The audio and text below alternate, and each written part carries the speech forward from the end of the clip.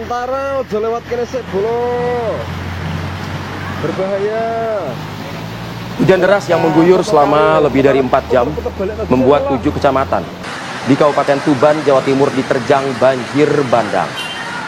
7 kecamatan tersebut masing-masing Kecamatan Rengel, Kerek, Montong, Soko, Parengan, Merakurak, dan Kecamatan Tuban Kota. Banjir menerjang rumah dengan ketinggian air mencapai 1 meter. Warga langsung menyelamatkan diri beserta barang-barang berharga mereka ke tempat yang lebih aman. Selain menggenangi rumah warga, banjir bercampur lumpur ini juga menggenangi akses jalan antara kecamatan dan juga desa. Depan masjid. Banjir bandang ini pemirsa merupakan banjir terparah yang terjadi pada awal musim penghujan tahun ini. Pasca kejadian, warga langsung membersihkan material lumpur yang terbawa banjir, sementara pengguna jalan harus ekstra hati-hati saat melintasi jalan yang sebelumnya terendam banjir.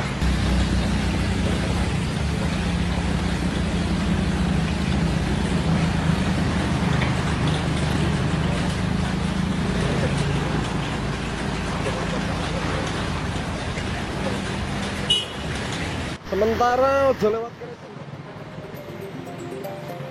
Assalamualaikum warahmatullahi wabarakatuh. Assalamualaikum warahmatullahi wabarakatuh. Selamat pagi, senang sekali ya. Pagi. Pagi ini kita kembali menyapa, tapi hari ini ada yang kehilangan suara emasnya. Saya tidak kehilangan suara layak ke pilkada saya. Ini efek PPN naik 12% kemarin? Kayaknya saya teriak-teriak kemarin nih. Ya, soalnya nanti kita akan membedah juga ya, sebetulnya apa aspek yang terkena dan juga mungkin berdampak kepada masyarakat secara langsung. Karena kan masyarakat pun juga terbelah, ada klasifikasi mungkin masyarakat menengah, bawah, dan juga atas. Tapi rata-rata ini kan premium ya. Premium, yang tapi dikenakan. kan menengah ini juga kadang-kadang menyentuh produk-produk premium juga. Itu dia Putri, nanti kita ulas lebih dalam lagi. Izin ya, saya nih hari ini pakai nada rendah dulu ya siarannya ya, enggak. Biasanya Pak, biasanya berapa oktav gitu ya? Iya, maklum lah, kita jangan sampai kehilangan suara kayak pilkada kemarin gitu. Iya. Oke, kita lanjutkan lagi informasi pembuka pada pagi hari ini di Apa Kabar Indonesia Pagi pemirsa. Berlanjut nih, ada seorang bocah 12 tahun, ini warga desa Lanut, Kecamatan Modayak, Kabupaten Bolaang Mongondo Timur pemirsa, di Sulawesi Utara, diduga dianiaya oleh salah seorang oknum pengusaha tambang dengan kondisi tangan dan kaki terikat. Bahkan kasus penganiayaan ini pun juga viral di media sosial. Bocah ini ditemukan akhirnya oleh orang tuanya dalam kondisi yang cukup memprihatinkan setelah diduga menjadi korban penganiayaan oleh salah seorang oknum pengusaha tambang ya, inisialnya AK atau alias Ali. Tak hanya itu, dalam rekaman video yang berdurasi 3 menit tampak juga terlihat usai dianiaya kondisi sang anak ini juga diikat begitu ya tubuhnya, dan kemudian diceburkan ke dalam air kolam ikan. Ya, setelah tersangka mendengarkan seluruh pengakuan korban bahwa dirinya beberapa kali mengambil uang milik tersangka berinisial AK alias Ali. Itulah yang menyebabkan pelaku kemudian marah dan melakukan penganiayaan terhadap bocah malang tersebut.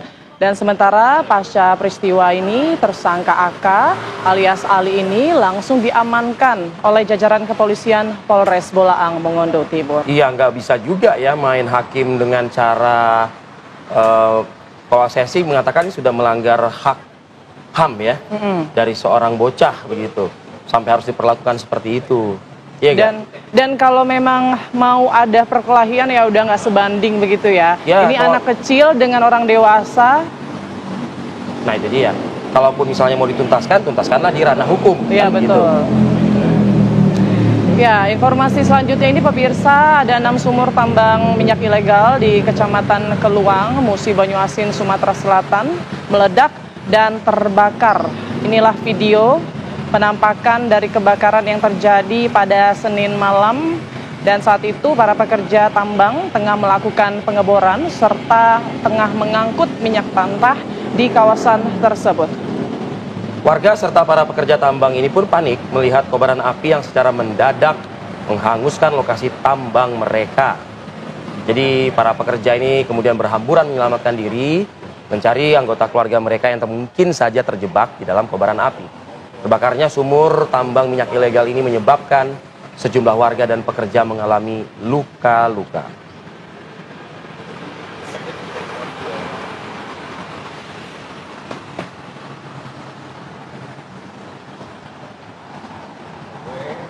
Pemirsa, ini ada jenazah pria paruh baya atas nama Badrun Soleh, usianya nih 60 tahun. Ditemukan tewas di rumahnya dengan kondisi ada sejumlah luka di bagian tubuhnya. Dugaan sementara korban ini dibunuh oleh anaknya yang diketahui dari warga sekitar ini memang kondisinya mengalami depresi. Jenazah korban kemudian dibawa oleh tugas ke kamar jenazah Rumah Sakit Pusdik Sabara Bayangkara, Porong Sidoarjo untuk kemudian dilakukan proses otopsi.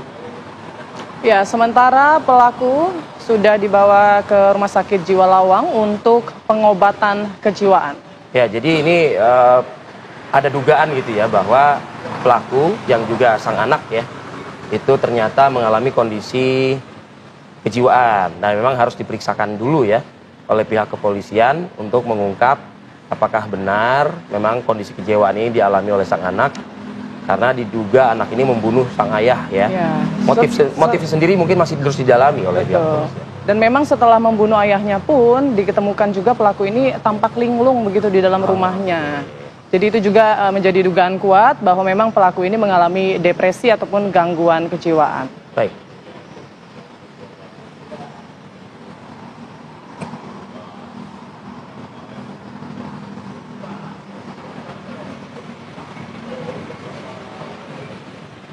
Pemirsa, sebuah panggung pengajian di Kabupaten Blora, Jawa Tengah tiba-tiba ambruk ketika sejumlah pengisi acara tengah berada di atas panggung tersebut.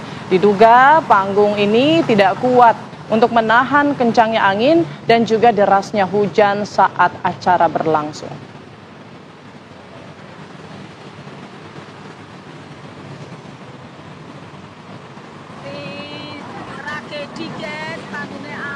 Ya Allah, Masya Allah, astagfirullahaladzim, ya Allah, Allahu Akbar, ya Allah Gusti, ya Allah. Ya, inilah gambaran video amatir di mana sebuah panggung pengajian di Kabupaten Blora, Jawa Tengah tiba-tiba ambruk saat sekelompok personil hadroh tengah melantunkan sholawat di atas panggung. Seketika warga langsung panik dan menyelamatkan diri. Diduga panggung ambruk akibat tak bisa menahan kencangnya tiupan angin yang kencang ya, serta derasnya hujan saat acara berlangsung. Beruntung tak ada korban jiwa dalam peristiwa yang terjadi. Panitia akhirnya membatalkan acara pengajian demi keselamatan warga.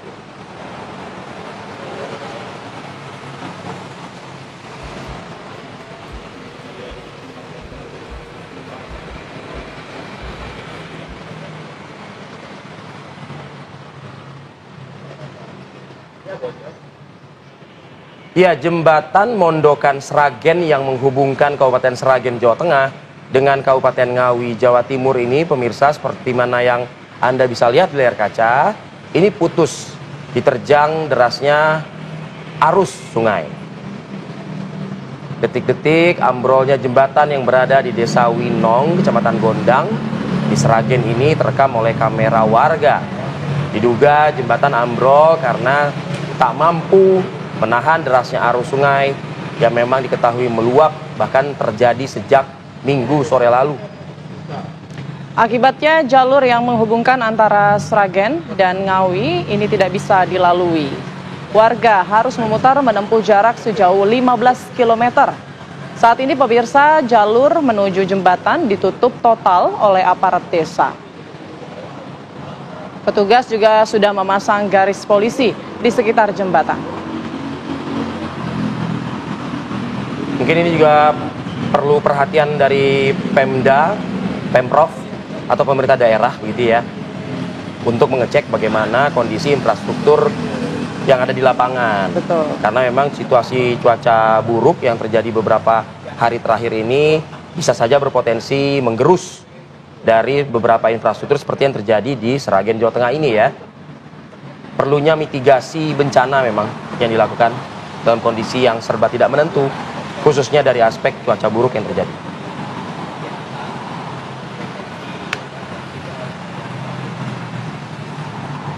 Ya pemirsa, cuaca pagi ini cukup sejuk, tapi hawa-hawanya tampaknya mendung-mendung mau hujan. Saya bergerak dari rumah tadi hujan deras. Hujan, ya. Tapi ini kita harus antisipasi ya, terutama bagi masyarakat yang akan berangkat menuju kantor mungkin atau beraktivitas pada pagi hari ini untuk berhati-hati pada saat berkendara. Dan untuk itu langsung kita coba pantau bagaimana arus lalu lintas di sekitar Jakarta begitu ya. Sudah ada rekan kami. Yasinta. Bribtu Yasinta yang ada di sana. Bribtu Yasinta, bagaimana kondisi arus lalu lintas pada pagi hari ini?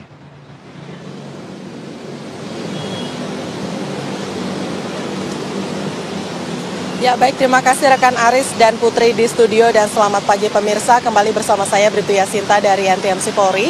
Kali ini saya akan mengajak Anda untuk memantau langsung bagaimana kondisi arus lalu lintas terkini tepatnya di kawasan Simpang Matraman, Jakarta Timur. Bisa kita saksikan bersama saat ini di belakang saya. Pada umumnya situasi lalu lintas di kawasan ini sudah mulai terlihat adanya peningkatan volume kendaraan bertepatan dengan jam masuk perkantoran. Baik dari Pasar Senen yang akan menuju Pramuka maupun dari Cawang yang akan menuju Senen, begitupun arah sebaliknya. Di mana kendaraan yang melintas didominasi kendaraan pribadi roda 2, namun perlambatan kecepatan hanya terjadi saat menjelang traffic light sepanjang 300 meter ke belakang. Selepasnya kendaraan dapat melaju dengan kecepatan normal berkisar 40 km per jam. Bagi Anda yang akan melintasi kawasan ini, kami himbau agar berhenti tepat di belakang garis stop dan antisipasi adanya pertemuan arus kendaraan baik dari underpass Matraman maupun arteri Gunung Sahari yang akan menuju Pramuka. Pemirsa, berdasarkan data RSMS Korlantas Polri, angka kecelakaan lalu lintas di seluruh Indonesia selama 1 kali 24 jam terjadi sebanyak 216 kasus laka lantas dengan rincian 33 meninggal dunia, 20 luka berat, dan 321 luka ringan. Dari 216 kasus laka lantas tersebut, 36% terjadi karena kecerobohan pengemudi. Dan perlu kami informasikan, beberapa titik rawan kecelakaan lalu lintas di wilayah Jakarta Timur, yakni di flyover Pasar Rebo Jalan Raya Bogor, kemudian di Jalan I Gusti Ngurah Rai, tepatnya di depan PMI Duren Sawit, dan di Jalan KRT Rajiman, tepatnya dari depan Masjid Al-Kausar sampai dengan putar arah Jalan Swadaya. Untuk itu kami menghimbau kepada para pengendara agar selalu berhati-hati dan konsentrasi dalam berkendara. Pastikan Anda dan kendaraan Anda dalam keadaan prima, patuhi rambu-rambu lalu lintas dan marka jalan, serta utamakan keselamatan dalam berkendara. Untuk informasi selengkapnya seputar arus lalu lintas terkini, Anda dapat menghubungi call center kami di 1500669 atau juga dapat melalui SMS Center di 9119. Stop pelanggaran, stop kecelakaan, keselamatan untuk kemanusiaan, Indonesia tertib, dan salam presisi. Demikian Bribtu Yasinta melaporkan langsung dari kawasan Simpang Matraman, Jakarta Timur. Kembali ke studio, silakan Aris dan Putri. Bribtu Yasinta, terima kasih laporan langsung Anda dari kawasan Matraman, Jakarta Timur. Matraman ini nggak cuman pagi, pengerjaan LRT yang ada di atas melintas tersebut juga memicu jadinya kemacetan di lokasi tersebut. Ya, jadi simpul kemacetan ya. Jadi untuk warga mungkin atau pengendara harus hati-hati dan pastikan mengukur ya jam keberangkatan menuju lokasi tujuan ini agar tidak terlambat begitu. Contohnya Putri Windasari, jam 4 pagi udah jalan loh. Ya kan jauh, luar kota loh. Oh iya. Luar kota masuknya, luar provinsi ya. Oke pemirsa, kita jeda dulu sejenak. Masih ada rangkaian informasi pilihan yang kami hadirkan untuk Anda. Tetaplah bersama kami di Apa Kabar Indonesia Pagi. Republik Indonesia dan Wakil Presiden Republik Indonesia. Presiden Prabowo Subianto melantik pimpinan dan Dewan Pengawas KPK periode 2024-2029 di Istana Negara. Sebelum dilantik, DPR telah mengesahkan hasil pemilihan pimpinan dan Dewas KPK. Para pemimpin tersebut telah melewati uji kelayakan dan kepatutan di Komisi 3 DPR. Di antaranya 5 pimpinan KPK yang dilantik yaitu Komjen Setio Budianto sebagai Ketua KPK, serta 4 Wakil Ketua KPK yakni Fitroh Roh Cahyanto, Johanis Tanak, Ibnu Basuki Widodo, dan Agus Joko Pramono, serta kelima anggota Dewas KPK yaitu Beni Mamoto, Ciska Mirawati, Wisnu Baroto, Gus Rizal, Sumpeno.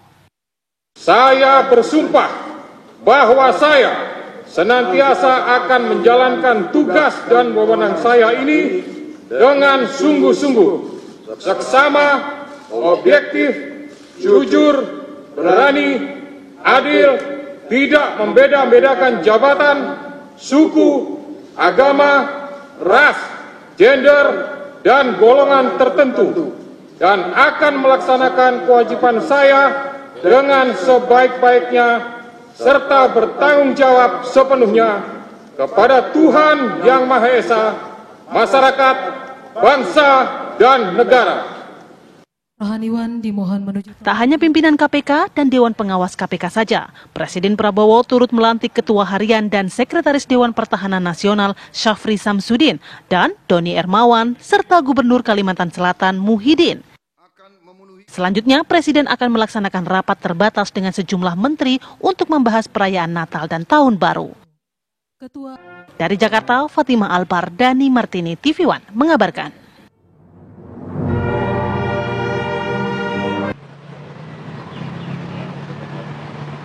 Pemirsa, Sekjen Partai Gerindra Ahmad Muzani merespon usulan Presiden Prabowo mengenai kepala daerah yang akan dipilih oleh DPRD. Jadi Ketua MPR ini menyebut usulan akan dikaji terlebih dahulu di DPR dan ini akan dilakukan pada awal tahun depan. Ada yang bilang terlalu mahal, ada yang bilang terlalu ribet. Nah, dalam kasus pilkada kemarin, hampir semua peserta pilkada mengatakan mahal, baik yang menang ataupun yang kalah. Dan itu sebabnya demokrasi kita menjadi terlalu mahal. Padahal ujung dari demokrasi itu adalah pengabdian. Dan pengabdian itu artinya kerelaan untuk memberi bakti kepada rakyat dan bangsa. Itu sebabnya maka Presiden Prabowo Subianto memberikan pemikiran apakah ini tidak ada jalan keluar untuk dicari solusi. Sebelumnya Prabowo mengusulkan agar pemilihan kepala daerah dipilih oleh DPRD masing-masing daerah. Menurut Prabowo, sistem itu lebih efisien dan menekan biaya. Usulan ini sebelumnya juga disampaikan politikus PKB Jazilul Fawait agar pemilihan gubernur dilaksanakan melalui DPRD masing-masing provinsi. Dari Jakarta, tim TV One mengabarkan.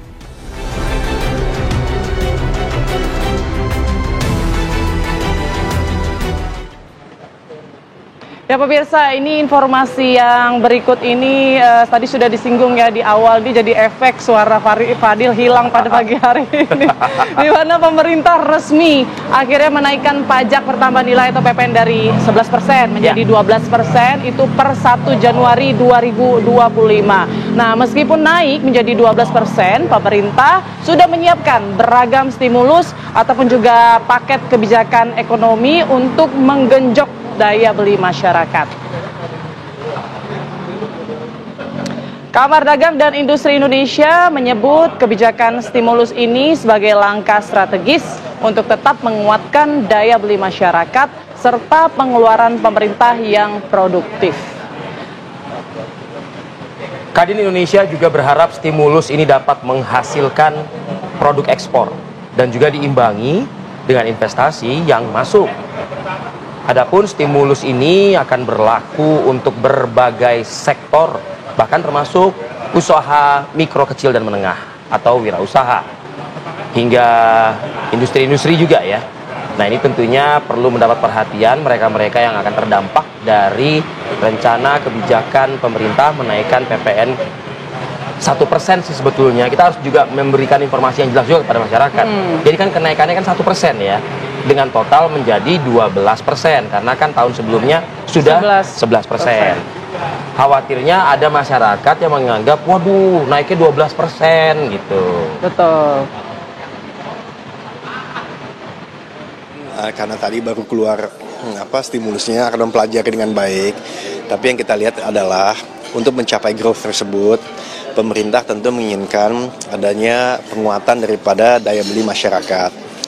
Nah, jadi program-program yang dilihat sekarang yang dicanangkan itu berupaya untuk mempunyai daya beli lebih baik dari masyarakat yang dibutuhkan, dan kedua juga government spending atau pengeluaran dari pemerintah yang lebih produktif.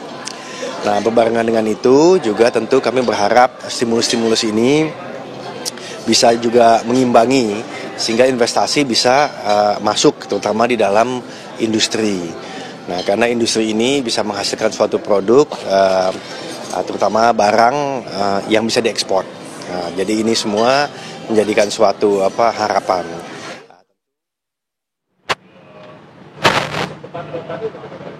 Pemirsa, warga digegerkan dengan penemuan mayat lansia dengan luka-luka tergeletak di tengah lapangan sepak bola di Kabupaten Bungo, Jambi. Kami akan hadirkan informasinya usai jeda berikut. Tetaplah bersama kami. Kita kembali lagi di Apa Kabar Indonesia Pagi. Pemirsa, pelaku penganiayaan pegawai toko roti di kawasan Cakung, Jakarta Timur ini akhirnya berhasil ditangkap oleh petugas gabungan di sebuah hotel di daerah Sukabumi, Jawa Barat, pemirsa, saat tengah menginap bersama keluarganya. Inisial GSH, pelaku penganiayaan yang viral di media sosial yang dilakukan terhadap karyawati toko roti di Jakarta Timur ini berhasil ditangkap oleh petugas kepolisian. Petugas gabungan dari Ditreskrimum Polda Metro Jaya dan Reserse Kriminal Polres Metro Jakarta Timur menangkap GSH di sebuah hotel di kawasan Sukabumi, Jawa Barat pada Senin dini hari lalu. GSH ditangkap saat berada di kamar hotel bersama keluarganya. Tidak ada perlawanan saat GSH ditangkap oleh petugas. Pelaku berdalih kabur ke Sukabumi untuk menenangkan diri. Jadi GSH ini sudah ditetapkan sebagai tersangka ya, dari penganiayaan yang dilakukan terhadap pegawainya. Pertanyaannya kan, apa mesti ya mesen online? Notabene Anda juga berada di satu. Kan mager itu. Mager itu ya. Iya.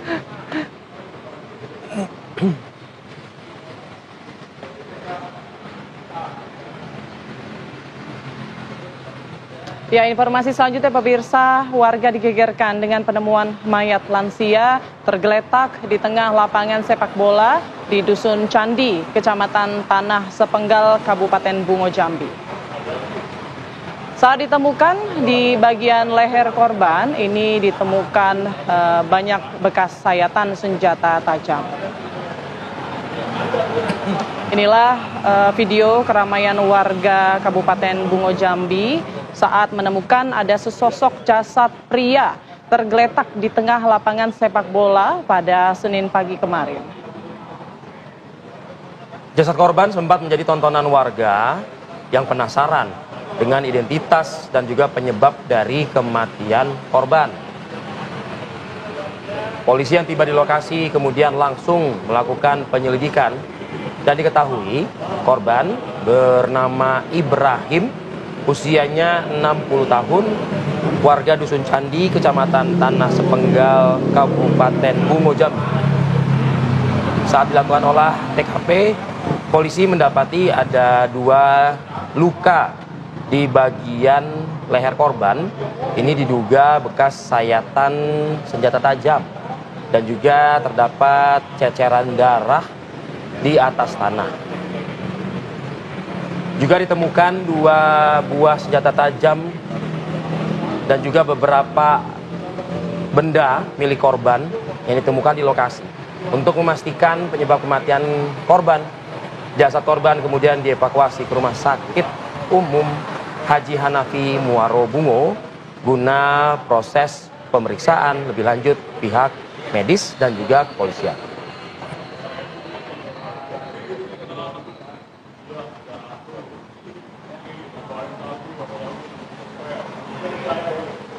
Oke, kita beralih ke informasi berikutnya. Pemirsa, Mahkamah Agung ini menolak permohonan peninjauan kembali atau PK dari 7 orang terpidana kasus pembunuhan Vina dan Eki di Cirebon, Jawa Barat.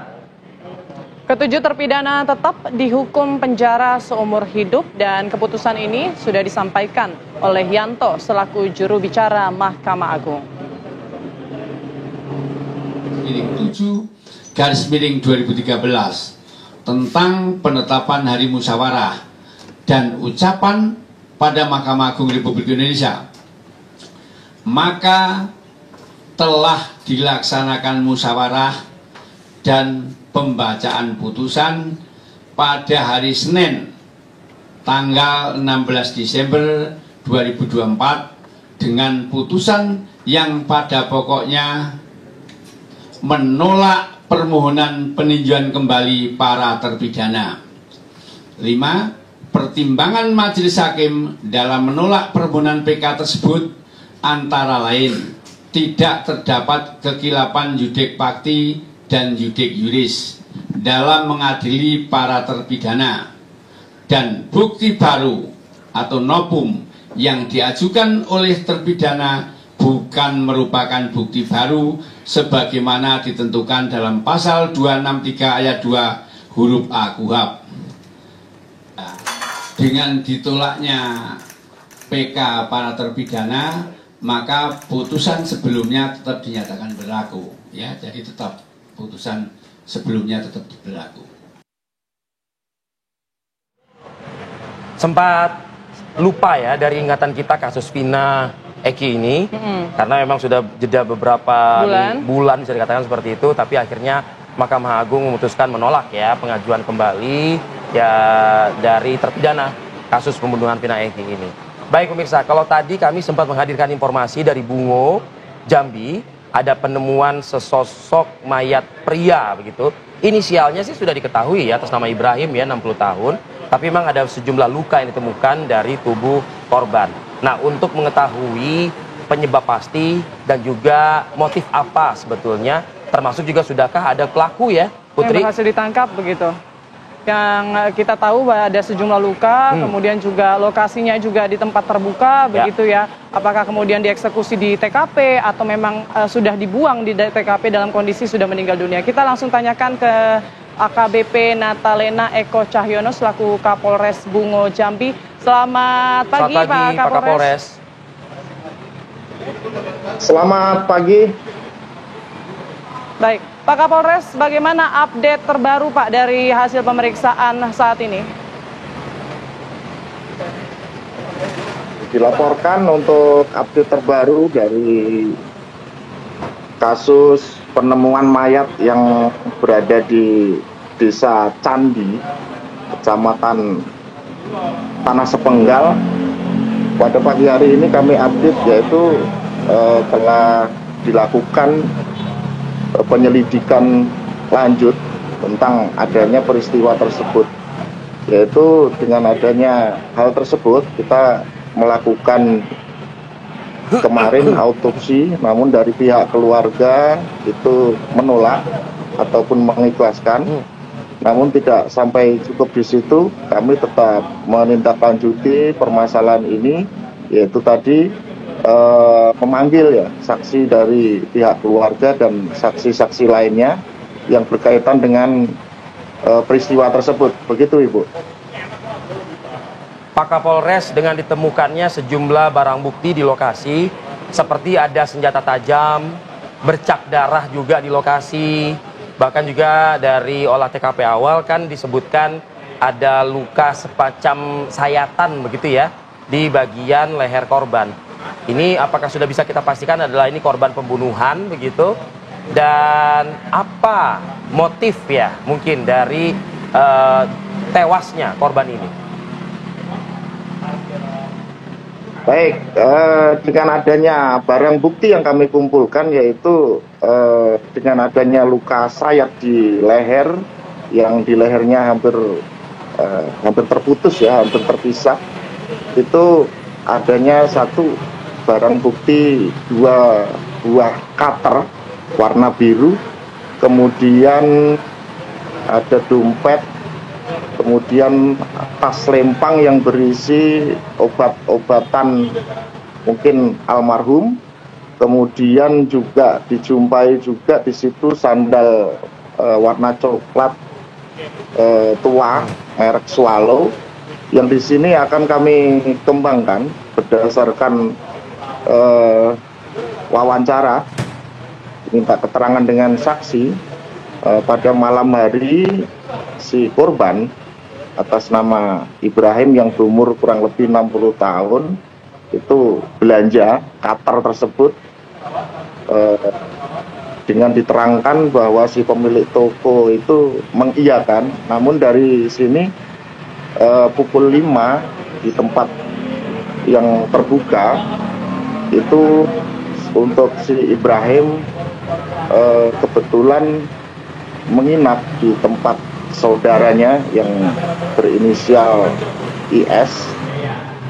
Kemudian IS pamit untuk melaksanakan sholat subuh, yang kemudian pada pukul 06 atas laporan dari saudara RM ditemukannya mayat yang tersebut di lokasinya itu di lapangan sepak bola ya, lapangan sepak bola. Kebetulan dari situ jarak kurang lebih 200 meter itu ada pasar Kalangan yang pada hari itu, hari Senin, itu memang di desa Candi tersebut ada pasar, jadi tempatnya terbuka, itu kurang lebih jaraknya 200 meter, Mbak. Jadi bisa terlihat TKP-nya itu jarak kurang lebih 200 meter, sudah berkumpul di situ masyarakat di seputaran candi tersebut. Ya. Baik, Pak, sejauh ini apakah sudah ada terduga pelaku yang terendus? Apakah kalau kita dengarkan cerita dari Bapak tadi kan ada kerabat yang kemudian keluar dan timingnya ini pas dengan penemuan jasad tersebut. Apakah arahnya juga kemungkinan terduga pelakunya ini dari orang terdekat, Pak? Untuk mengarah ke tentang adanya pelaku ataupun indikasi pembunuhan itu masih kami dalami, Bu, ya. Jadi kita tetap mengutamakan penyelidikan tindak lanjut walaupun dari pihak keluarga itu menolak dilakukannya otopsi. Namun dari sini tetap kita tindak lanjuti dan selalu kita update, kita laporkan kepada pimpinan proses kita, termasuk pensinkronan dalam arti ketika terakhir kali si korban dalam arti Ibrahim tersebut pamit, yaitu pukul 5 dan ditemukannya pukul 6 di lokasi di lapangan tersebut. Jadi kita tetap akan tindak lanjuti lebih dalam lagi. Demikian. Baik, terima kasih banyak informasinya AKBP Natalena Eko Cahyono selaku Kapolres Bungo Jambi. Kita tunggu update ataupun pemeriksaan selanjutnya ya, Pak. Selamat pagi, sehat selalu Bapak. Terima kasih Pak Kapolres. Selamat pagi. Ya, terima kasih. Baik, kita jeda dulu sejenak pemirsa. Nah, di segmen berikutnya nih, kita akan membahas nih tema utama kita ya. Pada pagi hari ini, sudah siapkah Anda tanggal 1 Januari 2025 mendatang akan ada kenaikan 1% PPN dari yang sebelumnya 11 menjadi 12%. Dampaknya tentu akan dirasakan oleh masyarakat, tapi pemerintah pun juga sudah mempersiapkan atau mungkin menekan dampak yang cukup mungkin bisa dirasakan dengan memberikan stimulus ekonomi. Betul sekali. Sesaat lagi pemirsa, jangan kemana-mana, tetaplah bersama kami di Apa Kabar Indonesia Pagi. Pemerintah menaikkan pajak pertambahan nilai PPN dari 11% menjadi 12% yang mulai berlaku pada 1 Januari 2025. Menteri Koordinator Bidang Perekonomian Airlangga Hartanto mengatakan tarif PPN 12% sesuai dengan amanat Undang-Undang Nomor 7 Tahun 2024 tentang harmonisasi peraturan perpajakan. Produk dan jasa yang dikenakan PPN 12% dikategorikan sebagai produk dan jasa premium. Di antaranya beras premium, buah premium, daging, dan ikan premium, jasa pendidikan premium, jasa kesehatan premium, hingga pengenaan pelanggan listrik rumah tangga dengan daya 3.500 hingga 6.600 volt ampere. Airlangga juga menyampaikan sejumlah hal yang akan dilakukan pemerintah untuk menjaga daya beli masyarakat. Di antaranya memberikan fasilitas bebas PPN untuk bahan pokok tertentu.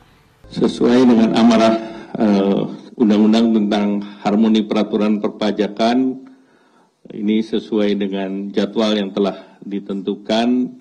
Tarif PPN tahun depan akan naik sebesar 12% per 1 Januari. Namun, barang-barang yang dibutuhkan oleh masyarakat ini PPN-nya diberikan fasilitas atau 0%.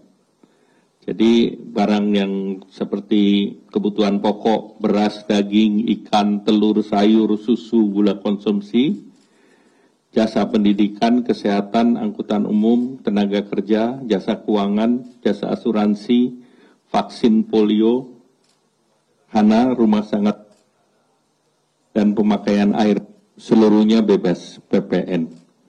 Jadi nanti ada yang kita berikan fasilitas, yaitu untuk barang-barang tertentu.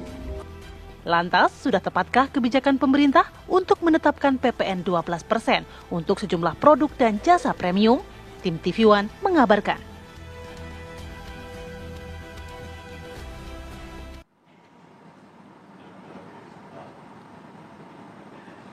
Ya, ini kayaknya kita harus siap-siap ya, karena di awal tahun beban ekonomi akan bertambah. Khususnya ini mungkin di kalangan menengah ya. Menengah ini soalnya ada kelasnya lagi nih, Vi. Nggak bisa dikatakan kemarin stimulusnya itu untuk menengah ke bawah, tapi sebenarnya kan menengah ini juga ada kelas-kelasnya lagi. Apakah menengah yang dimaksud pemerintah adalah menengah yang hampir masuk kelas bawah atau seperti apa? Kita nanti juga masih menunggu bagaimana detail dari pemerintah. Dari diskusi awal saya dengan narasumber pagi ini baru aja nih, kalau dibilang kalangan atas itu pun juga ada klasifikasinya, begitu loh ya kan. Betul. Siapa tuh yang ngomong? Ya dikenalin dulu dong, Put, kalau kayak gitu, Put. Oke, kita sudah kehadiran narasumber kita, ada Mas Bima. Pagi, Mas Bima Yudhistira. Direktur Eksekutif dari Selyos. Dan juga kita sudah tersambung dengan Mas Justinus Prastowo melalui sambungan Zoom. Selamat pagi, selamat pagi Mas Justinus. Selaku ekonom. Selamat pagi, Mas Arif, Mbak Putri, sebelum Mas kita Bima. berbincang lebih jauh sebetulnya apa sih efek dan dampak PPN naik 1%, naik ke 1% dari 11 ke 12%. Kita juga mau mendengar bagaimana keresahan. Mungkin banyak sekali masyarakat yang resah juga kira-kira komoditi apa sih yang naik. Oke, kemarin belum begitu jelas, jadi sekarang kita coba tanyakan apa keresahan dari masyarakat ketika mendengar PPN naik 12% di 1 Januari. Sudah ada rekan kami Adi Mulia. Adi, kami ingin tahu seperti apa pendapat masyarakat terkait pengumuman pemerintah soal kenaikan PPN 12%. Silakan Adi. Baik, selamat pagi Putri Windasari dan juga pemirsa. Kita ketahui bahwa kemarin telah ditetapkan oleh Erlangga Hartarto mengenai pertambahan nilai PPN ditetapkan dari 11% sebelumnya, sekarang menjadi 12% nanti pada bulan Januari 2025. Hal ini memang tentu akan mendulang pro kontra di kalangan masyarakat. Dan di kali ini saya sudah berada di sekitaran Sudirman bersama juru kamera saya Bowo Iman, dan kita akan tanya-tanya nih kepada masyarakat di sini sebetulnya apa tanggapan mereka mengenai pemerintah yang resmi menetapkan tarif pajak pertambahan nilai sebanyak 12% mulai 1 Januari 2025 yang infonya ini sesuai Undang-Undang Nomor 7 Tahun 2024 tentang harmonisasi peraturan perpajakan. Nah, kita akan coba tanya-tanya. Halo, selamat pagi Mbak. Selamat pagi. Dengan Mbak siapa? Dengan Mei. Oh, dengan Mbak Mei. Mbak Mei sudah mendengar info pemerintah akan menaikkan PPN 12% nih bulan Januari tahun depan? Ya, sudah. Terus katanya tapi di pending. Tapi ternyata katanya berlaku lagi. Jadi masih gimana nih? Berlaku apa enggak nih? Manakala nantinya berlaku nih pada tanggal 1 Januari 2025 pertambahan nilai ini dari sebelumnya 11% menjadi 12%, bagaimana tanggapan Mbak Mei sebagai masyarakat? Tanggapannya sih ya gimana ya, namanya juga udah peraturan pemerintah, apalagi kalau udah disahkan, kita sebagai masyarakat apa masih bisa menolak atau apa bisa tidak melakukannya, karena kan itu sudah menjadi kewajiban warga negara ya untuk membayar pajak. Jadi cuma mungkin yang dikenakan 12% itu apakah di semua bidang ataukah saya baca juga katanya itu tadinya hanya untuk barang mewah saja, tapi sepertinya akan semua. Berarti kan makanan juga kena, kita ke restoran, kita wisata, tiket pesawat akan mengalami kenaikan. Sementara katanya kan kondisi perekonomian juga sedang tidak baik, dan kita juga Indonesia juga kan masih sepertinya baru pulih gitu dari COVID kemarin. Jadi ya mudah-mudahan aja emang kebijakan ini emang untuk kebaikan ya, dan semoga penggunaannya terutama oleh yang mengelola yaitu Dirjen Pajak itu benar-benar dipakai untuk kesejahteraan masyarakat gitu, benar-benar ada gitu buktinya, ini loh kenaikan pajak, jalanannya dibagusin misalnya, atau transportasinya dibagusin, nggak ada lagi kecelakaan mobil atau kecelakaan bis, nggak ada lagi kesulitan-kesulitan masyarakat dalam kesehatan atau sebagainya ya, mungkin gitu ya tanggapannya. Baik, terima kasih Mbak Mei. Kita coba tanya-tanya lagi kepada pekerja yang lain yang ada di sekitaran Sudirman. Terima kasih Mbak Mei atas waktu dan kesempatannya. Nah, pemirsa, kita coba tanya-tanya lagi. Tadi juga telah disampaikan oleh Mbak Mei mengenai keresahan-keresahannya, apakah di semua barang, kemudian apakah di semua sektor akan naik. Nah, kita coba tanya-tanya lagi kepada... Halo Mas, dengan Mas siapa? Halo, dengan Mas Naufal di sini. Mas Naufal, gimana nih mendengar pemerintah nantinya akan menaikkan PPN dari 11% menjadi 12% di sejumlah barang dan jasa mewah, ada di buah-buahan premium diantaranya, kemudian hal-hal lain terkait dengan barang dan jasa mewah. Gimana tanggapan Mas? Kalau tanggapan aku sendiri sih ya, mengingat kalau misalnya di Indonesia itu memang variatif ya orangnya, ada dari orang-orang kelas menengah ke atas hingga menengah ke bawah. Jadi mungkin dengan jasa dan buah-buahan premium yang emang pajaknya dinaikkan menjadi 12%, itu aku setuju aja sih, karena mungkin sasarannya untuk target kelas menengah ke atas. Tapi bisa menjadi himbauan juga kalau misalnya masyarakat seperti sembako gitu-gitu kan, masyarakat ini kan variatif lagi ya, balik lagi variatif, jadinya mungkin pajaknya itu bisa disesuaikan lagi tuh, kan udah ditarik dari yang kelas menengah ke atas. Nah, yang menengah ke bawahnya mungkin pajaknya bisa dikurang-kurangin gitu-gitu. Keresahannya apa nih Mas? Kalau naik yang tadi-tadi itu apa keresahannya? Wah, kalau keresahannya berarti aku sendiri mungkin juga suka makan yang sedikit premium-premium kali ya. Jadi mungkin lebih kerasa ya kalau misalnya kita sebagai pekerja ini makan premium, kalau pajaknya dinaikin di 12% ya kerasa banget sih, pasti akan lebih mahal. Nah, terus tapi keresahannya lagi mungkin ini untuk kebaikan pertumbuhan ekonomi di Indonesia. Jadi untuk pembangunan di Indonesia akan lebih baik dengan pajak yang meningkat, dan juga masyarakat-masyarakat yang di bawah juga lebih terbantu dengan adanya subsidi pajak dari kelas menengah ke atas. Terima kasih Mas Naufal. Nah pemirsa, itu tadi tanggapan dari Mas Naufal, dan sebelumnya ada Mbak Mei juga yang menyatakan tanggapan-tanggapan, harapan dan juga keresahannya ketika pemerintah akan menaikkan PPN dari 11% menjadi 12%. Untuk sementara demikian, Putri Windasari, kami kembalikan kepada Anda di studio. Baik, terima kasih Adi Mulia. Kita dengarkan ya tadi keresahan masyarakat ya. Masyarakat sebetulnya mau menjalankan kebijakan pemerintah, tapi dibarengi juga dengan bantuan-bantuan. Ada stimulusnya juga gitu. Ya semoga stimulusnya kena ya, terutama buat saya pribadi juga. Ini suara saya udah hilang nih. Curhat nih. Mendengar keputusan pemerintah kemarin gitu. Karena saya jadi bingung gini, saya mau tanya ke narasumber saya sih pagi ini. Ini informasinya Mas Bima, katanya sembako kan selamat dari PPN 12% ya? Betul kan? Memang dari dulu dikecualikan. Dari dulu kecualian ya? Dari 2009 cuman kok di pemberitaan yang saya baca pagi ini barang kebutuhan pokok justru malah kena PPN. Jadi ada kayak perbedaan nih. Apa nih maksudnya Mas Bima nih? Iya, kalau dulu ya semuanya, mulai dari beras yang biasa, beras premium, minyak goreng, minyak goreng kita, minyak sembako goreng yang biasa, ya, sembako, ya. itu dikecualikan. Nah justru dengan adanya pengumuman kemarin dari pemerintah, ini yang tadinya nggak kena, jadi kena. Nah, padahal kan bahasanya adalah barang yang dibutuhkan oleh masyarakat banyak. Nah sekarang faktanya kelas menengah kita dan juga kelas menengah rentan ya, yang jumlahnya setengah populasi penduduk, itu beli berasnya juga bukan beli berasnya Bulog dong. Dia beli beras yang dikategorikan beras premium juga. Premium kan? Premium gitu. juga. Minyak gorengnya misalkan minyak goreng yang bermerek ya. Itu mau kena PPN 12%. Jadi artinya ini jadi tambah beban. Padahal awalnya kan statementnya hanya untuk barang mewah. Iya. Nah barang mewah itu apa? Belum dirincikan juga. Kalau barang mewah disebut misalnya seperti kayak rumah sakit internasional, sekolah internasional, itu kan langsung gitu ya jelas. Betul. Nah tapi ranah abu-abu grey area ini banyak sekali, ya. Banyak sekali, dan itu yang membuat terjadinya kebingungan, bukan cuma di masyarakat, tapi juga di pelaku usaha retail. Karena mereka nggak mau ambil pusing, aturan Iya. teknisnya juga belum jelas. Bentar lagi sudah 1 Januari 2025. Berapa hari lagi? Jadi tinggal diganti aja label harganya. Dan itu kan akhirnya kan mendorong harga lebih tinggi lagi. Oke. Ya itu yang terjadi. Berarti berpengaruh ke daya beli masyarakat dong nanti jadinya? Oh, berpengaruh sekali ya. Jadi kita juga hitung dari 11% PPN menjadi 12%.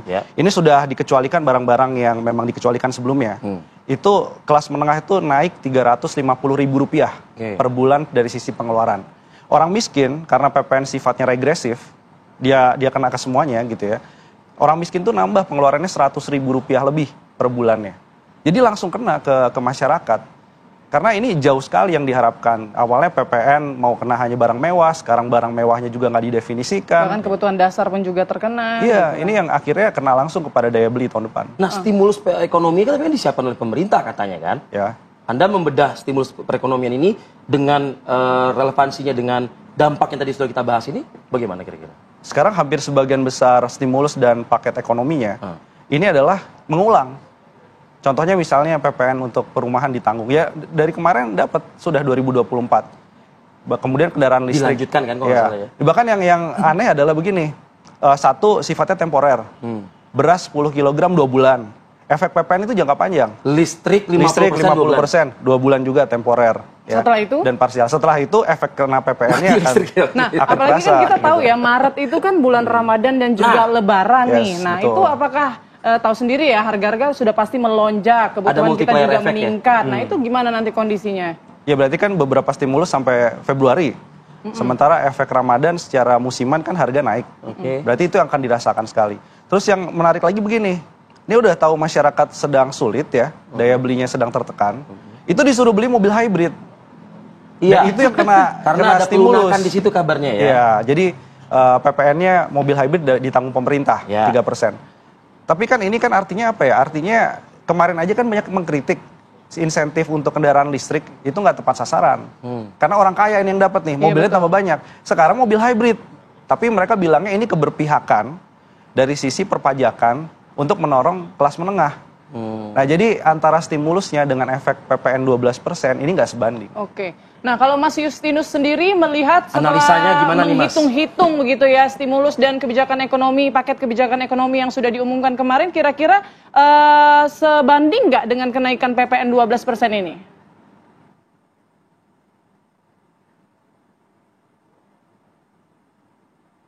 Pro kontranya. Saya rasa kalau kritik dan masukan sudah sangat banyak disampaikan oleh publik, termasuk oleh Mas Bima tadi, dan itu juga sangat rasional, apalagi dengan pijakan argumen daya beli masyarakat yang memang sedang sangat challenging dan dikhawatirkan akan menggerus daya beli masyarakat. Nah, saya tidak mau memperdebatkan itu karena sudah banyak yang menghitung dari para ekonom, banyak lembaga. Tapi coba kita letakkan dalam konteks lain. Memang ini kan sebenarnya kebijakan yang diambil pada waktu COVID. Kebetulan saya masih terlibat pada waktu itu. Harapannya waktu itu karena pajak penghasilan yang menjadi tumpuan penerimaan pajak juga sedang turun akibat COVID, maka kita usulkan PPN itu naik. Sebagai pertimbangan adalah untuk gotong royong, karena terus terang waktu itu kita tahu defisit PPN sangat dalam karena kebutuhan membiayai penanganan COVID. Nah, karena beban masyarakat juga berat, maka kita buat 2 tahap. Tahap berikutnya ya 1 Januari 2025, naik menjadi 12%.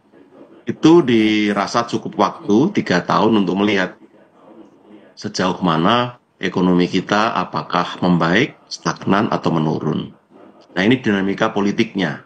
Lalu kita juga punya kesempatan menurut undang-undang sebenarnya membahas pada saat pembahasan PBN 2025 kemarin, Mas Arief, Mbak Putri, itu bisa digunakan sebagai sarana sebenarnya kalau pemerintah memang tidak akan menaikkan tarif PPN, dibahas bersama DPR, lalu nanti ada peraturan pemerintah. Faktanya itu tidak dilakukan. Nah, sekarang sudah terbit kebijakan seperti ini.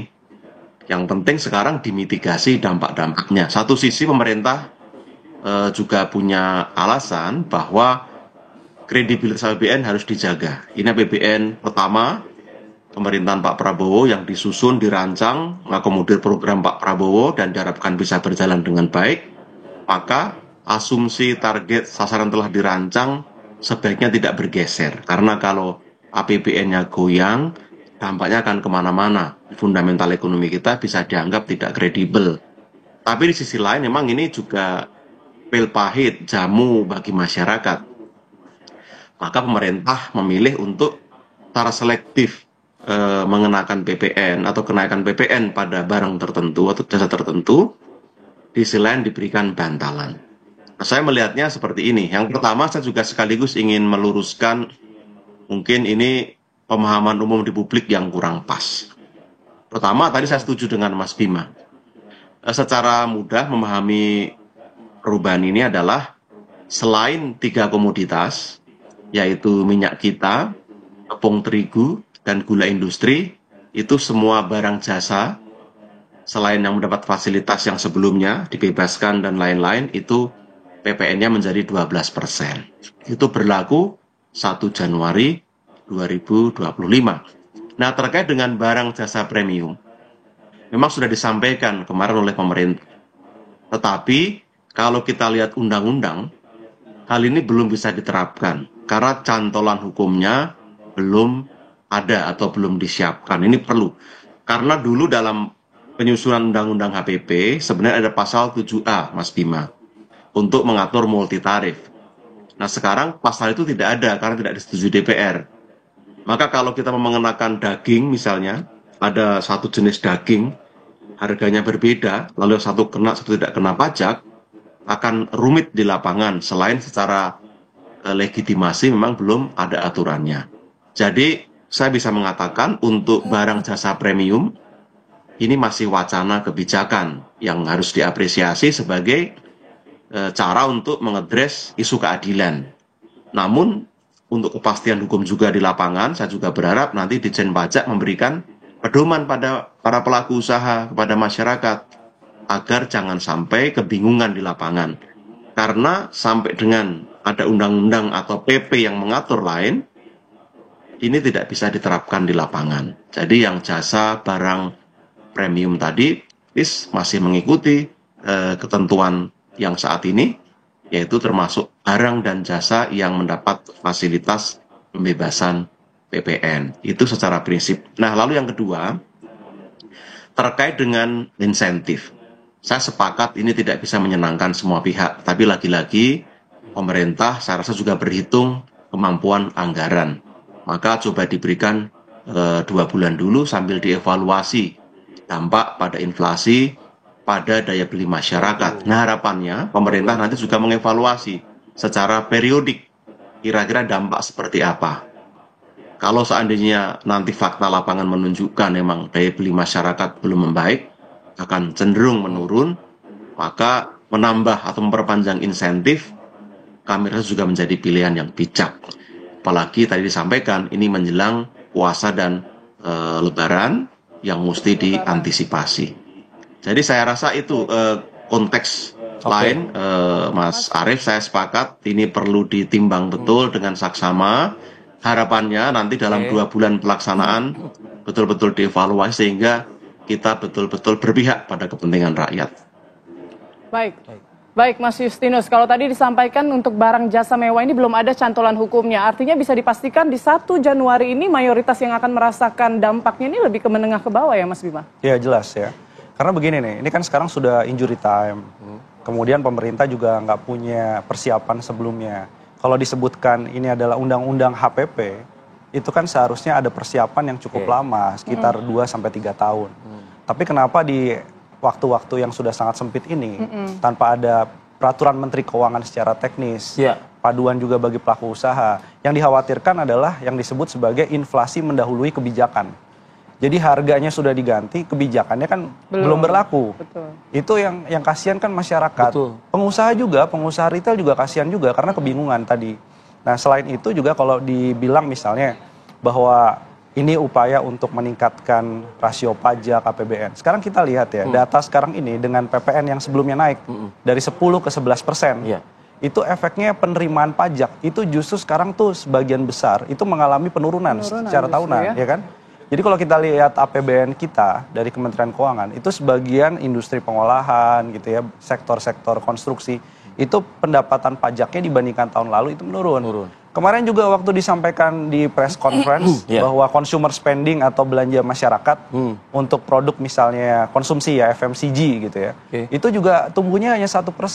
Artinya pemerintah tuh harusnya mengakui dulu bahwa ada masalah soal daya beli, dan cara meningkatkan pajak itu bukan dengan tarif PPN 12%, tapi caranya adalah membatalkan PPN 12%, kemudian kepatuhan pajak itu urusan yang lain, pengawasan pajak itu urusan yang lain, itu yang harusnya didorong. Pendapatan negaranya diambil dari rasio pajaknya tadi. Itu. Kalau yang dilakukan adalah PPN 12% tanpa kesiapan seperti sekarang, harga barang naik, omset pelaku usaha nantinya turun karena nggak semua konsumen siap, ujungnya PPh badan bisa turun pendapatannya, bea cukai juga bisa turun, dan juga banyak pajak-pajak turunan yang justru juga turun juga. Nah itu konsekuensi jangka panjang ini yang nggak dilihat oleh pemerintah. Oke, baik Mas Yusinus, nanti mau minta juga komentarnya terkait dengan yang disampaikan oleh Mas Bima Yudhistira tadi ya Mas Yusinus. Usai jeda pariwara berikut, kami akan kembali. Tetaplah bersama kami. Ya, Anda kembali di Apa Kabar Indonesia Pagi. Saya langsung saja menyapa Pak Justinus. Pak Justinus, kalau tadi kan sempat dibahas juga belum berlaku lah begitu sebenarnya untuk barang jasa premium begitu ya. Artinya bisa kita pastikan ini yang akan sangat terbebani adalah kalangan menengah ke bawah ya Pak ya. Nah, terus untuk apa ya? Tujuan pemerintah sendiri kan sebenarnya menaikkan PPN ini kan untuk meningkatkan daya beli. Tapi sebetulnya dengan kenaikan ini justru daya belinya berkurang. Itu jadi ancaman juga yang dikhawatirkan oleh masyarakat. Gimana pendapat Pak Justinus? Baik, kalau terkait memang pajak itu beban ya pada dasarnya. Tapi tentu menambah beban masyarakat pada saat sulit itu isu yang lain. Saya rasa itu yang perlu dikritisi. Maka pemerintah kan berupaya memberikan bantalan. Kalau kita lihat, misalnya ada pajak penghasilan karyawan ditanggung oleh pemerintah untuk gaji sampai dengan 10 juta di sektor padat karya. Lalu diskon listrik 50%. Ini kan juga cara pemerintah untuk memberikan bantalan ke rumah tangga. Jadi harapannya hal termasuk bantuan beras ya yang diberikan kepada keluarga tidak mampu. Ini kan cara-cara yang dipakai untuk memberikan kompensasi atau ada trade-off antara kenaikan PPN dengan daya beli. Jadi kalau isunya daya beli, saya rasa ini nanti akan menjadi diskusi berikutnya. Kita lihat dalam 2 bulan ke depan seperti apa. Nah, saya mau meletakkan pada yang disampaikan Mas Bima tadi, saya sepakat. Memang PPN seharusnya tidak menjadi jenis pajak utama untuk mengerek rasio pajak. Mestinya kita mendorong pajak penghasilan yang lebih mencerminkan keadilan. Tapi faktanya memang mengejar PPh, kita tahu, Mas Bima juga paham, ini tidak mudah dan harus terus diupayakan. PPN memang cara gotong royong yang paling memungkinkan dalam jangka pendek, itu paling mungkin untuk menaikkan penerimaan, tetapi lagi-lagi ini bukan yang ideal. Nah, saya juga sepakat untuk PPh, kami rasa perlu kolaborasi banyak pihak. Kita juga mengetahui Ditjen Pajak punya banyak kendala untuk bisa mengejar pajak penghasilan. Maka di Undang-Undang HPP itu, Mas Arief, Mbak Putri, sudah diatur integrasi NIK dengan NPWP. Itu langkah awal untuk memastikan bahwa aktivitas dan identitas itu terhubung atau tersambungkan sehingga mudah dilakukan pengawasan. Tapi kita juga tahu setiap Ditjen Pajak ingin mencoba mengatur agar bisa mendapatkan data atau informasi yang lebih luas, ada penolakan juga. Dulu data kartu kredit baru diterbitkan aturan ditolak. Lalu dulu keluar peraturan perpajakan untuk digital ekonomi atau untuk platform digital, marketplace juga ditolak. Dan sekarang sudah akan ada Cortex di awal tahun depan. Nah, harapannya ini menjadi game changers yang bisa mengedres isu keadilan. Saya sepakat PPh harus menjadi tumpuan, yang mampu harus bayar pajak, semakin mampu mesti bayar pajak lebih gede. Bahkan seperti Mas Bima juga pernah usulkan, kalau perlu pajak warisan itu diatur ulang. Bagaimana warisan dalam jumlah tertentu itu juga menjadi objek pajak. Termasuk pajak kekayaan yang kemarin menjadi rekomendasi pertemuan G20 di Brasil. Didorong untuk negara-negara OECD dan negara-negara G20 untuk dapat menerapkan pajak kekayaan 2% dari kekayaan bersih untuk memastikan ketimpangan bisa dikurangi. Jadi cara-cara kreatif seperti ini juga perlu terus dipikirkan dan juga diimplementasikan di lapangan, dan ini butuh dukungan seluruh pihak. Kalau mengandalkan Ditjen Pajak dengan segala keterbatasan, terutama aspek-aspek politik yang kita tahu di lapangan, praktek backing, praktek kuat-kuatan, penghindaran pajak itu adalah hal yang tidak bisa dihindari, dan itu butuh dukungan yang lebih kuat. Oke, Mas Bima, menanggapi apa yang disampaikan Mas Justinus ini juga saya ingin mendapatkan semacam kayak kejelasan apakah memang 1 Januari ini apakah langsung akan diterapkan, karena perlu juga semacam kayak panduan gitu ya kayaknya ya. Contoh aja misalnya kayak rumah sakit atau sekolah, mengingatkan saya juga punya anak yang saya sekolahkan juga. Ukuran dia nanti ada di sekolah premium atau rumah sakit premium ini kan harus jelas juga duduknya kan. Iya. Jadi di satu sisi kan undang-undangnya mengamanatkan 1 Januari 2025 itu sudah harus berlaku. Itu di undang-undang. Ya. Dan kenapa ini dipacu untuk tetap 12% dengan alasan itu?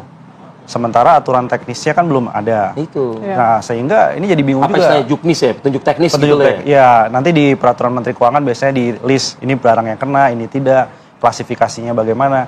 Karena kalau nggak begini, kita juga ngelihat sekolah satu, yang kedua adalah rumah sakit. Iya. Ini kan rumah sakit layanan yang premium itu seperti apa? Itu absurd. Jadi iya, kalau kita udah punya kartu BPJS misalnya kesehatan, terus pegawai rumah sakitnya atau pelayan rumah sakitnya bilang, maaf ini layanannya masuk yang premium, jadi ini kena tambahan lagi PPN 12%. Dan 12% ini nggak ditanggung oleh BPJS Kesehatan. Jebakan Batman buat pasien ya berarti ya. Iya kan kasihan. Kasihan dong. Padahal beberapa penyakit kronis memang butuh investasi mesinnya yang mahal ya, pelayanan yang ekstra gitu. Yeah. Ini definisi premiumnya seperti apa? Ini nggak dijelaskan. Nah gitu juga soal misalkan daging, sapi, itu kan pembedaannya tidak jelas. Jadi saya pikir pemerintah ini di satu sisi paham bahwa kalau ini dijalankan, ini akan mengerikan sekali dampaknya ke ekonomi tahun depan. Makanya kan ada stimulus-stimulus tadi untuk mendampingi ini. Berarti kan ini udah pasti bahwa 12% tetap berlaku, satu. Tinggal kita menunggu hari nih, ada aturan teknisnya. Satu lagi adalah efek-efek berantainya. Dan kalau efek berantainya ini kemudian didorong, ini akan menurunkan pertumbuhan ekonomi. Jangankan 8% pertumbuhan 2025 gitu ya. 5% aja bisa nggak nyampe. Karena inflasi itu diperkirakan lebih dari 4%. Jadi ini akan mendorong harga-harga barang naik semua. Yang satu lagi yang belum dipikirkan pemerintah, semakin tinggi tarif pajak dengan sistem pajak kepatuhan seperti sekarang, orang tuh geser kepada barang-barang gelap, barang-barang ilegal. Iya. Jadi ini kan mau dapetin 70 triliun potensi dari PPN ini ya diklaim begitu, tapi di satu sisi karena lubangnya banyak, akhirnya ini hilang. Nah, jadi PPN 12%-nya adalah cara paling primitif, cara paling tidak kreatif dari hal perpajakan. Tadi yang disebutkan Pak Justinus, mulai dari pajak kekayaan, pajak warisan yang direvisi ulang, itu adalah pajak-pajak yang harusnya dikejar. Tapi karena ini butuh reformasi pajak yang lebih serius, sehingga jalan paling pendek, tahun depan ada makan bergizi gratis, tahun depan ada lumbung pangan nasional, tahun depan ada beberapa infrastruktur, termasuk yang dibuat Pak Jokowi, IKN misalnya. Ini uangnya dari mana? Salah satu yang paling cepat adalah menaikkan tarif. Tapi efek kepada rasio pajak, saya nggak yakin rasio pajak bisa meningkat dengan kenaikan tarif PPN 12%. Ditambah lagi tadi yang disampaikan oleh Pak Justinus, bila mana memang stimulus bulanan yang dilakukan oleh pemerintah ini, seperti kayak 2 bulan listrik dan lain sebagainya, ini kalau misalnya memang dampaknya masih belum baik kan akan diperpanjang, katanya tadi kan seperti itu. Nah, apakah memang APBN kita masih cukup mampu gitu loh ya, untuk menopang itu kan begitu? Itu jadi pertanyaan juga. Jadi meningkatkan tarif pajak agar penerimaan lebih banyak, tapi kantong sebelah belanjanya itu dengan pengeluaran yang luar biasa besar, ini juga nggak bisa mengimbangi. Mau stimulus sebanyak apa? Ya, untuk jaga ekonomi tahun depan bisa tumbuh 5%. Ya, artinya kan pajaknya nggak dapat, utangnya terus bertambah. Itu konsekuensi 2025. Oke.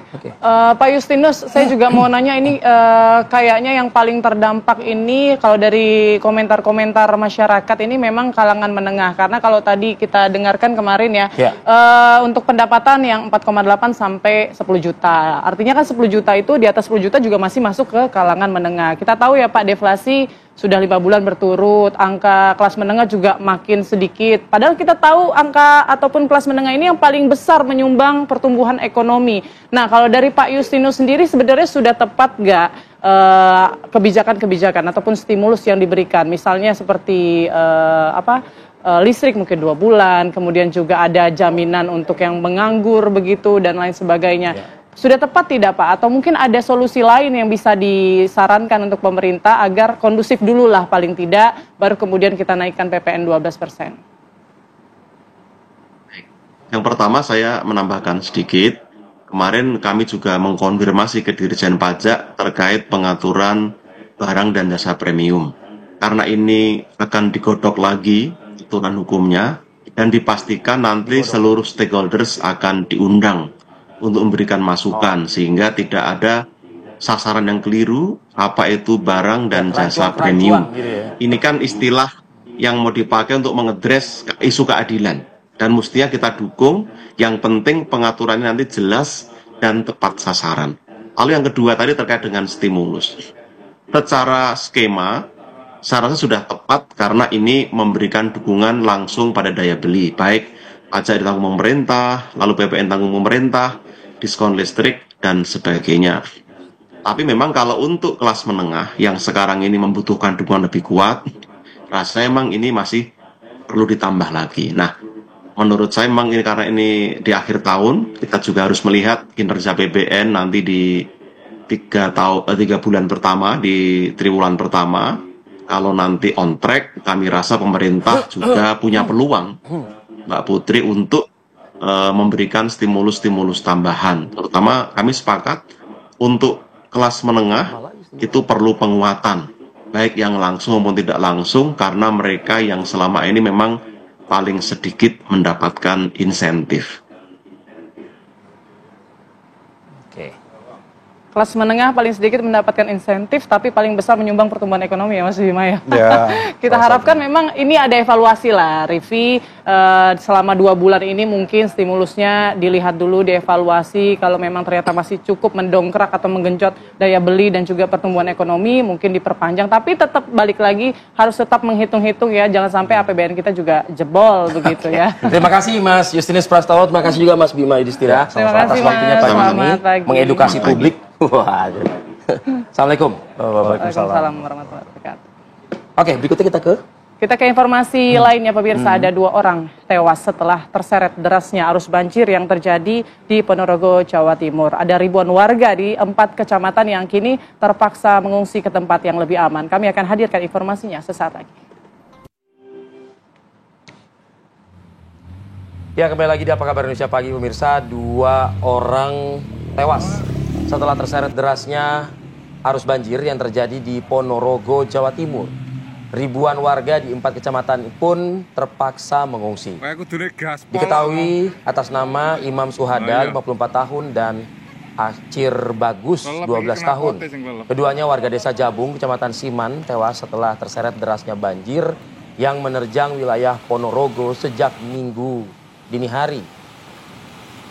Ya, saat banjir menerjang, Bagus terperosok ke dalam selokan. Melihat kondisi ini, kemudian Imam, tetangganya, berusaha menolong, namun justru ikut terseret arus banjir. Keduanya ditemukan meninggal dunia tidak jauh dari lokasi kejadian.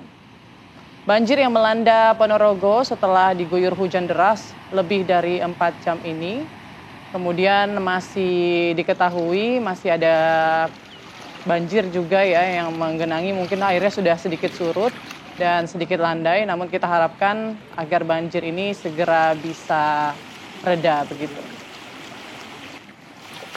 Ya, untuk mengetahui kondisi terbaru di Ponorogo, kita sudah bergabung dengan Pak Masun selaku Kepala Pelaksana BPBD Kabupaten Ponorogo. Selamat pagi, Assalamualaikum Pak Masun.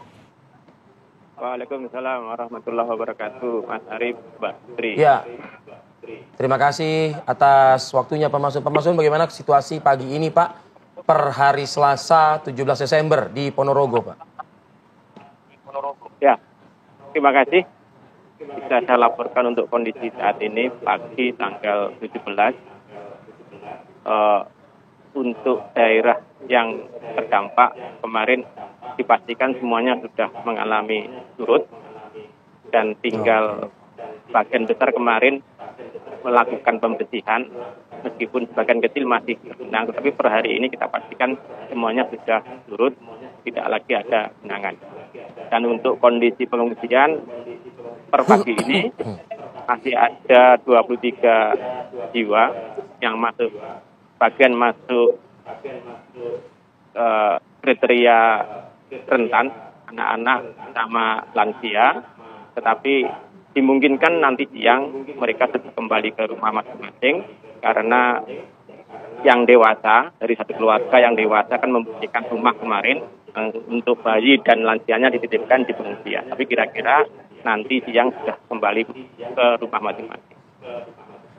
Baik, Pak Masun, untuk data korban sendiri ataupun juga rumah saat ini seberapa banyak yang terdampak banjir, Pak? Karena cakupannya begitu luas, ada 7 kecamatan, sedikitnya 13 desa, maka yang terdampak atau terendam kita pastikan jumlahnya juga ribuan, tetapi yang dilaporkan per hari kemarin yang mengalami rusak berat itu 3 rumah. Lebihnya tim kami hari ini sedang melakukan pendataan penyisiran ulang rumah yang terdampak atau infrastruktur lain yang terdampak, misalnya tanggul yang jebol dan sebagainya, sebagai bahan kami untuk membuat kajian pasca bencana. Baik, ya. Bapak, untuk kejadian yang merenggut korban jiwa Pak ya, tadi ada 2 orang warga di Ponorogo yang terseret oleh derasnya arus. Ini kronologinya seperti apa, Pak Masun? Jadi tim kami di lapangan sekitar hampir sudah subuh jam 4 dini hari mendapatkan kabar dari saksi mata ada warga yang minta tolong, berteriak minta tolong. Dan kemudian saksi mata ini melihat ada yang hanyut.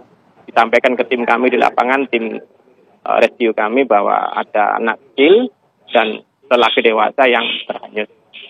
Kemudian dilakukan penyusuran pencarian oleh tim kami, kurang lebih 2 jam kemudian di sekitaran jam 6 pagi, keduanya ditemukan dalam kondisi MT. Jadi memang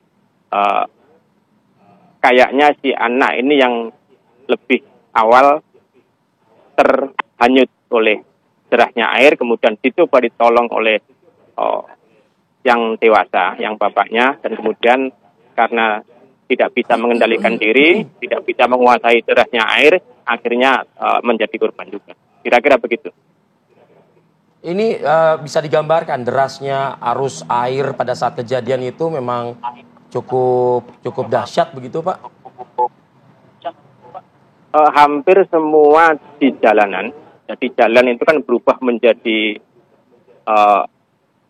sungai ya. Jadi air yang meluap dari sungai yang tanggul jebol itu rata-rata kemudian ke arah jalan. Jadi jalan ini seakan-akan menjadi ruang yang tanpa hambatan bagi air untuk melaju dengan kencang. Jadi kita bisa bayangkan memang rata-rata di dekat tanggul-tanggul yang jebol itu, jalan-jalan itu harusnya deras sekali. Sehingga ketika tidak berhati-hati, rumah-rumah yang berhadapan dengan jalan itu memang bisa sewaktu-waktu terseret oleh air ketika tidak waspada. Jadi memang kita pastikan di beberapa tinggi, jalan yang terbuka, yang tempat kejadian itu genangan air menyentuh hampir dada orang dewasa. Wow. Oke. Pak, ini kan sudah mulai surut ya, tapi kan kita harus mengantisipasi ya cuaca buruk ini kemungkinan apa, Pak? Akan terjadi sampai Februari. Nah, apa mitigasinya, Pak?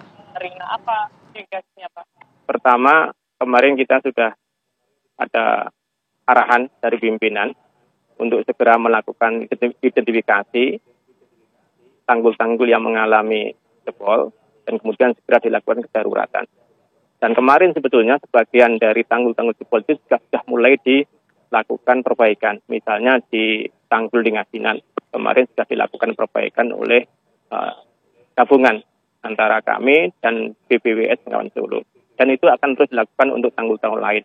Kenapa kemarin baru Ngasinan, yang lain belum? Karena memang rata-rata arus masih deras. Jadi hari ini mungkin sudah bisa mulai bergerak secara bersama-sama di banyak titik yang mengalami jebol. Saya pikir demikian. Baik, terima kasih banyak informasinya Pak Masun, Kepala Pelaksana BPBD Kabupaten Ponorogo. Terima kasih juga atas bantuannya. Sehat selalu Pak. Selamat pagi. Salam buat rekan-rekan di lapangan ya Pak. Baik, kita juga masih akan kembali pemirsa dengan beragam informasi menarik lainnya. Usai jeda berikut tetaplah bersama kami di Apa Kabar Indonesia Pagi. Kita bisa mencari cara terbaik. Anda kembali menyaksikan Apa Kabar Indonesia Pagi, pemirsa. Polisi masih mendalami kasus perundungan yang dialami seorang siswa inklusi di Surabaya, Jawa Timur. Menurut keterangan, korban mengaku dirundung oleh teman-teman sekelasnya. Dan kasus perundungan ini dialami seorang siswa inklusi kelas 3 SMP Negeri 8 Surabaya, inisialnya CW. Pihak sekolah juga sudah angkat bicara terkait peristiwa perundungan yang terjadi di lingkungan sekolah mereka dan juga telah menyerahkan sepenuhnya penanganan kasus tersebut kepada Unit Perlindungan Anak dan Perempuan Polres Pelabuhan Tanjung Perak, Surabaya. Menurut pihak sekolah, korban ini adalah siswa inklusi yang selama ini tidak pernah bermasalah dengan teman-temannya. Sementara itu, kuasa hukum korban Johan Wijaya menyatakan bahwa peristiwa perundungan ini seharusnya tidak akan terjadi jika pihak sekolah lebih kooperatif dan segera menangani laporan awal yang disampaikan oleh korban.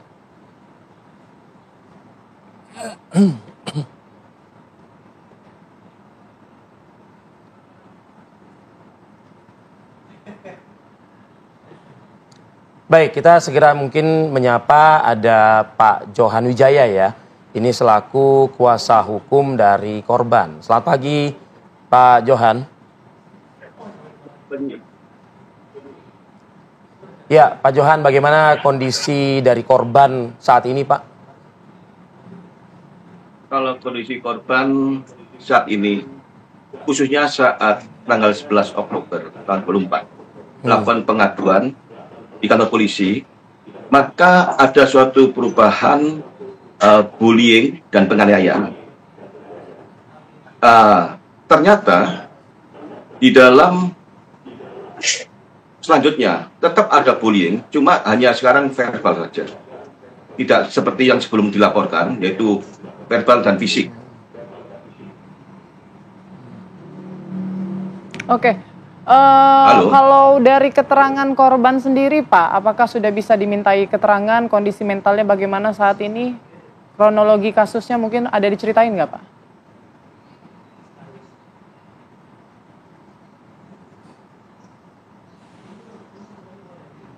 Pak Johan. Halo, Pak Johan. Pak Johan bisa mendengar, Pak? Ya. Oke, sangat pelan sekali suaranya. Baik, Pak Johan, kalau saat ini kondisi mental korban sendiri bagaimana? Apakah sempat bercerita mungkin kasus yang ia alami, perundungan yang ia alami, seperti apa kronologinya, Pak? Kalau yang dialami, secara mental, dia stres berat, bahkan beberapa kali bercoba untuk bunuh diri. Waduh. Oke. Tapi sempat bercerita siapa mungkin yang merundung, kemudian berapa orang jumlahnya, pelaku-pelaku ini sempat diceritakan juga?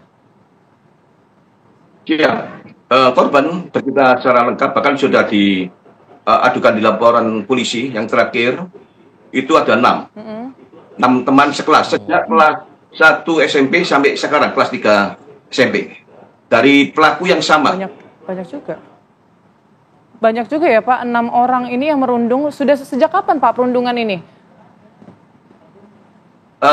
Sejak kelas 1 SMP sampai kelas 3 sekarang ini.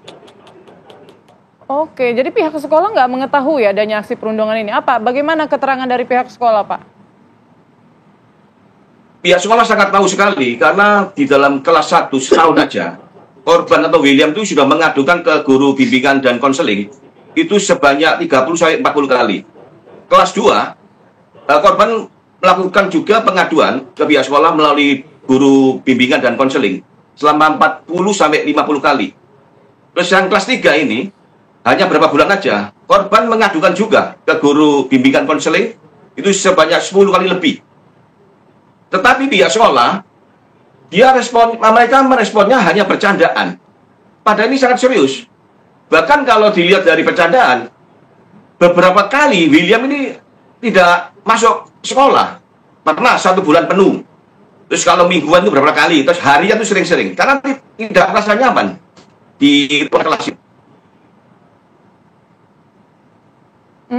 Jadi pihak sekolah ini tidak menggubris ya aduan-aduan yang sudah dilaporkan oleh korban ya. Nah setelah kasus ini kemudian viral Pak, komunikasi dengan pihak sekolah seperti apa? Apakah mungkin pihak sekolah menjelaskan lebih lengkapnya?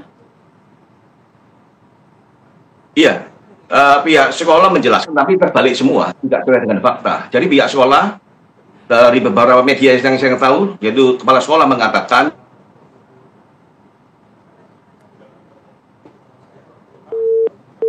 Pak Johan? Sepertinya kita terputus dengan Pak Johan Wijaya selaku kuasa hukum korban. Tadi sudah disampaikan ya ada dugaan ada 6 pelaku perundungan. Yang sudah memang juga dimintai keterangan Betul, juga sudah ya. berlangsung juga sejak kelas 1 SMP. Korban saat ini sudah kelas 3 SMP. Namun pihak sekolah juga masih belum memberikan peringatan tegas begitu ya kepada pelaku-pelaku perundungan ini. Ya, mudah-mudahan ada upaya untuk melakukan semacam gelar perkara begitu ya, agar memang bisa terbuka dengan gamblang, dengan seluas-luasnya.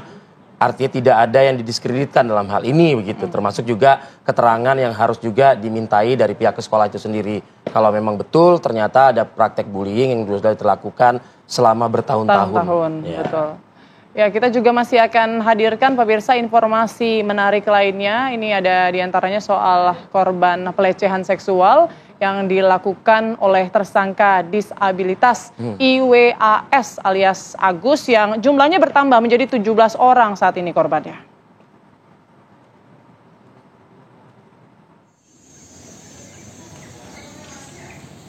Penyidik kepolisian terus berkoordinasi dengan tim jaksa peneliti Kejaksaan Tinggi Nusa Tenggara Barat untuk melengkapi berkas perkara dugaan pelecehan seksual dengan tersangka disabilitas IWAS alias Agus. Jumlah korban yang melapor ke Komisi Disabilitas Daerah NTB kini mencapai 17 orang. Sebanyak 9 dari 17 orang korban sudah memberikan keterangan kepada penyidik di Treskrimum Polda NTB. Ya, untuk yang melapor memang per tanggal 10 Desember itu 15 korban gitu. Yang tadi dikatakan yang sudah di BAP 1 korban, 4 korban lainnya yang di BAP dan ada BAI 2 anak gitu. Nah, kemudian itu jadinya 9. Nah, kemudian muncul setelah tanggal 10 Desember itu kami tampung dari tim pendamping ada 2 korban lagi begitu. Nah, itu kami sedang identifikasi lebih lengkapnya kayak gimana, apakah memang hal yang serupa dialami oleh kedua korban. Polda NTB kini tengah mendalami lebih dalam kasus ini agar keadilan dapat ditegakkan bagi para korban. Sejumlah korban juga sudah mendapatkan pendampingan untuk membuat laporan resmi. Dari Mataram, Nusa Tenggara Barat, Herman Zuhdi, TV One mengabarkan.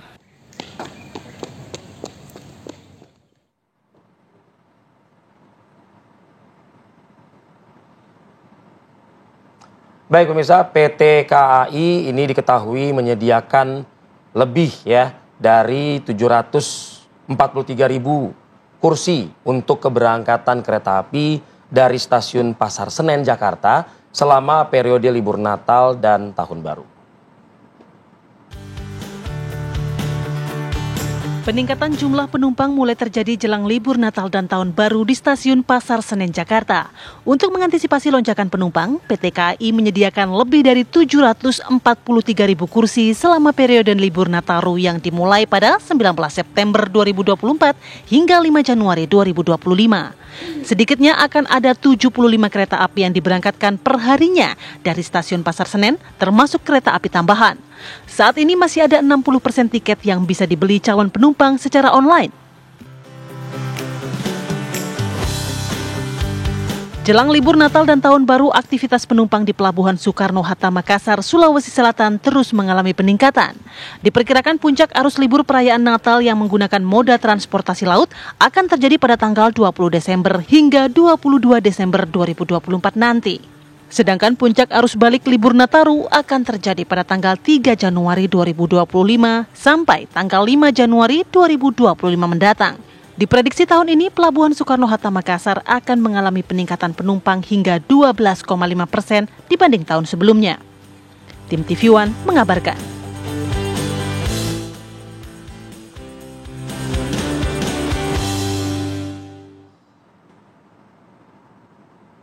Nah, ini kalau kita mau memantau bagaimana salah satu titik keramaian mungkin saja akan terpantau pada pagi hari ini. Mengingat banyak sekali juga kereta-kereta yang juga lansir dan juga berangkat untuk menuju daerah-daerah yang dituju ya oleh para wisatawan. Kalau Putri Windasari sendiri, akhir tahun kerjalah bos. Waduh, seharusnya ini dong, pulang ke kisaran dong. Kisaran, nah, ya nantilah ya kita pulang nanti pas tahun baru, setelah tahun baru begitu ya. Tapi boleh nggak cuti nih? Waduh. Jangan on air gini dong, ya kan agak repot jawabnya.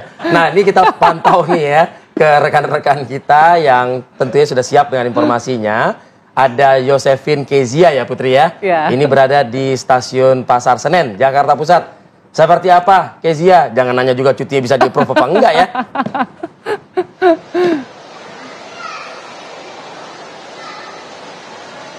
Ya, Arif, Putri, dan juga pemirsa, memang kalau kita melihat kereta api jarak jauh ini merupakan salah satu moda transportasi favorit masyarakat, apalagi menjelang libur Natal dan Tahun Baru.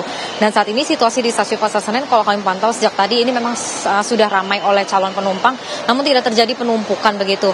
Dan ini memang kalau kita melihat di sekeliling, ini memang sudah banyak sekali penumpang yang sudah mengantri untuk masuk ke dalam kereta, kemudian untuk melakukan perjalanan ke sejumlah titik di Pulau Jawa. Dan saat ini saya sudah bersama dengan salah satu warga untuk menanyakan lalu bagaimana nih, kenapa kemudian memilih kereta sebagai moda transportasi untuk jarak jauh. Halo, selamat pagi Mas, namanya siapa Mas? Arif. Oke, Mas Arif, kemudian kenapa memilih kereta api jarak jauh nih untuk bepergian nih? Mungkin selain harganya relatif, terus juga tiketnya emang gampang sekarang bisa online, lebih cepat aja sih untuk sampai ke tempat tujuannya. Kalau boleh tahu tujuannya kemana nih Mas? Ke Kutoarjo. Oke, untuk tiket ke Kutoarjo ini harganya gimana sih Mas kalau dibanding kemarin-kemarin? Kalau dibanding kemarin-kemarin sih relatif lebih murah karena lewat via online mungkin ada potongan-potongan gitu Kak. Berarti kemarin untuk pembeliannya ini tidak ada masalah sama sekali ya Mas? Tidak ada sama sekali Kak. Terus Mas ini kan kalau melihat di stasiun Pasar Senen ini banyak sekali ini istilahnya upgrade lah ya Mas, ini mulai dari kaca kemudian ada AC, ini gimana nih ngeliatnya? Mungkin kalau upgrade dari fasilitas yang sebelumnya untuk sekarang kayak lebih mendukung aja, jadi orang yang kesini tuh lebih nyaman, lebih misalnya buat nunggu juga lebih enak karena juga ada fasilitas buat anak-anak. Kalau misalnya ada yang bawa anak-anak, jadi anak-anaknya sambil nunggu bisa main, gitu sih kan. Baik, terima kasih banyak Mas Arif sudah berbagi bersama TV One. Selamat melanjutkan perjalanan, semoga selamat sampai tujuan ya Mas ya. Oke, nah Putri dan juga Arif Fadil dan juga pemirsa nih, sebagai informasi, Kereta Api Indonesia ini menetapkan masa angkutan Natal Tahun Baru ini dari 19 Desember hingga 5 Januari 2025 atau selama 18 hari dan sudah menyiapkan lebih dari 700.000 tiket yang bisa dibeli.